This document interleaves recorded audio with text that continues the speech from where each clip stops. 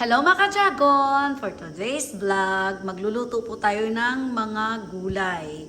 Mga damo-damo sa farm.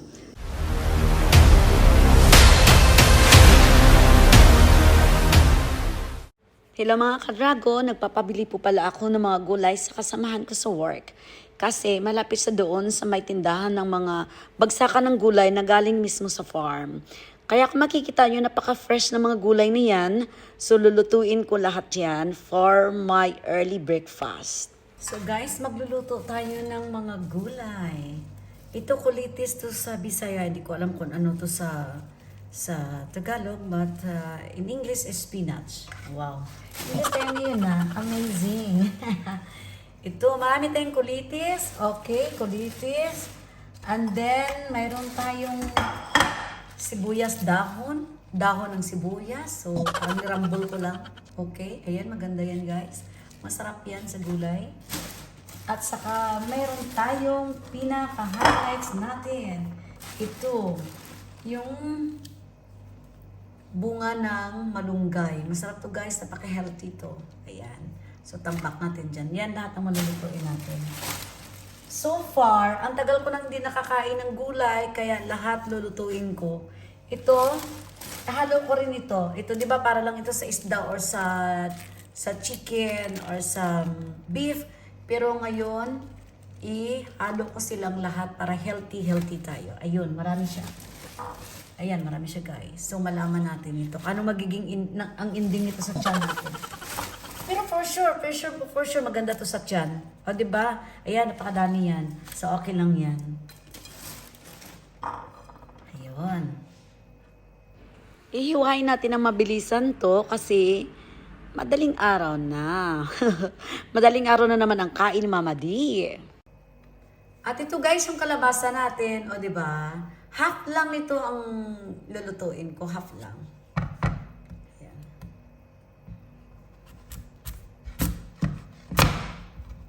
Ayan. Yan, tapos itong half itabi ko to kasi magmumunggo ako next day. So ayan, wag na tayo magpaligoy-ligoy pa. Bilisan na natin ang pag-prepare ng mga gulay natin.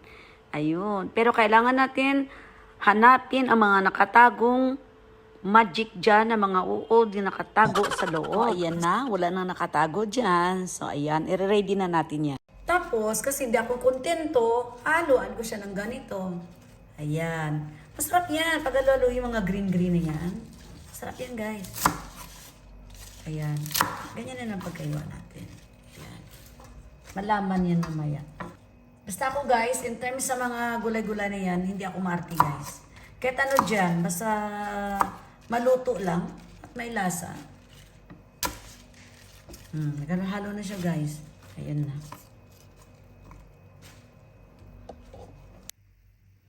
So guys, ito nang igugulay natin. Yung lahat ng mga dahon.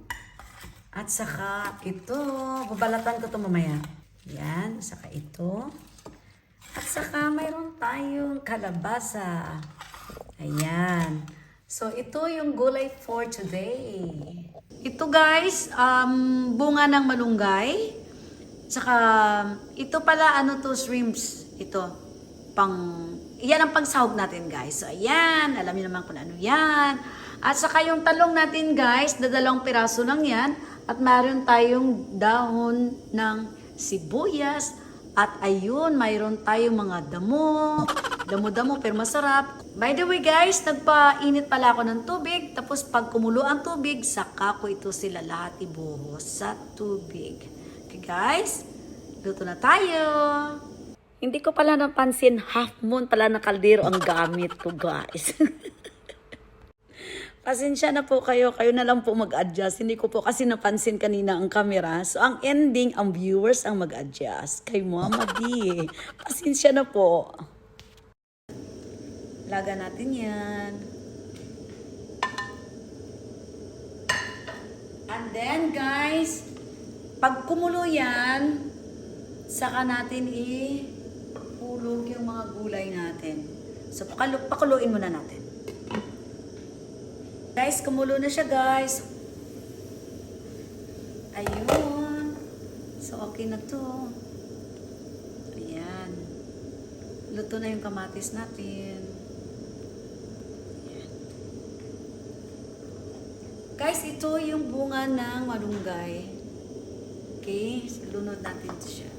Lagay natin. Ayan. Pakuluan natin ng isang kulo lang. Isang kulo lang talaga. Ayan, kalahating kulo pa lang yan. Hindi pa siya nag-isa. Ayan. Pag kulong-kulo na, saka na yun siya isang kulo. Tawag doon.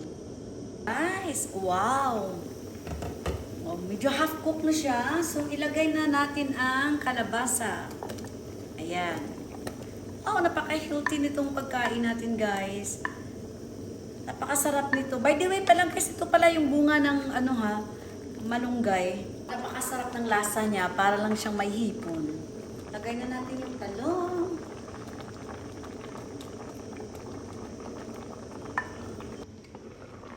Wow! Luto na siya, guys. Luto na yung talong, kalabasa, at saka yung bunga ng malunggay. So ngayon guys, una kong ilagay ito yung sibuyas dahon at ito na. Guys, marami akong dahon ilagay kasi gusto ko talaga siya at kayo'y magugulat, sobrang dami nito. Ito at saka ito pa guys. Ayan. So ang dami niyan. So ang magiging ending nito guys, sapaw ko lang siya ng ganito. Ayan. Tapos malaman na lang yan. Ayan, wow. Ayan. Madaming kulitis. Guys, ako dito,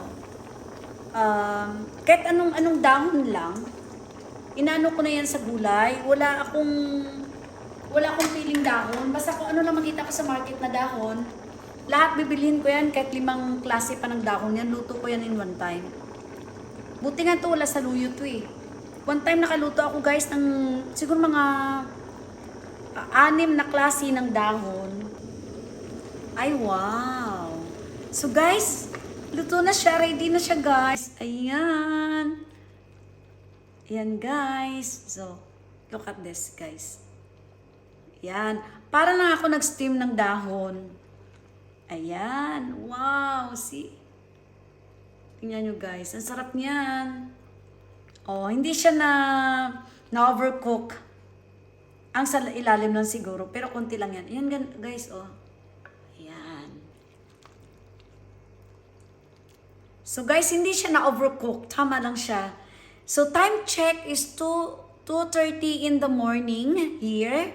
So, ito na siya guys. So, ang mangyari nito, ito na lang kakainin ko. At saka ito, hindi na ako magra-rice. Yan guys. Ayun. And then, itong gulay natin. Wow guys, oh. Look at this. Wow. Fresh na fresh ang gulay natin. Ayan guys. Ang kalabasa pangpalinaw ng mata. Oops, may nahulog. Tamis ng sabaw nito. Oh, olala. Wow. Ayan na guys. Ito na yung pagkain ko guys. Ayan. See? Ito lang muna kinuha ko para lang sa akin ito. So tara na guys. Kain na tayo. So anyhow, tikman na natin. Ito guys oh.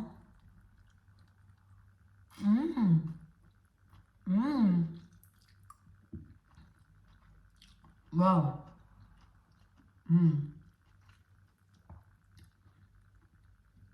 Ang sarap guys, ang sarap.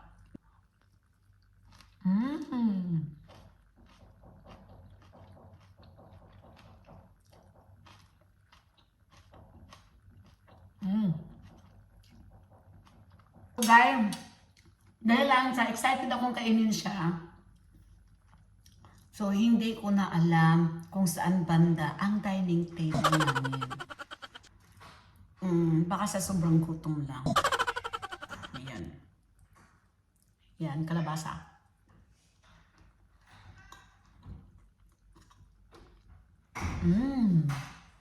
So guys, gutom ang lula, madaling araw. Ayan. So nakaisang ganito ako ha, kinain ko ha. Meron pang tira.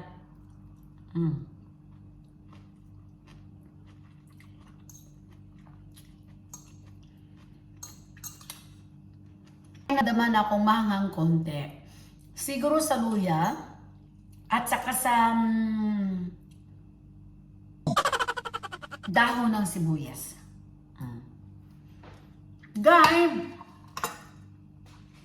Guys, thank you very much. So, kain tayo ulit ha. Hindi ako nagyayayat kasi ang sarap talaga. So, kain tayo ulit.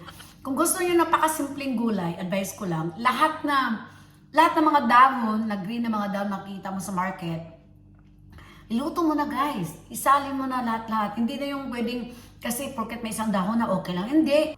So guys, thank you. I hope na nagustuhan niyo yung gulay ko for today. Diba? May iba naman tayo. Huwag naman tayong puro gisa-gisa lang. Bye-bye guys. Thank you for watching.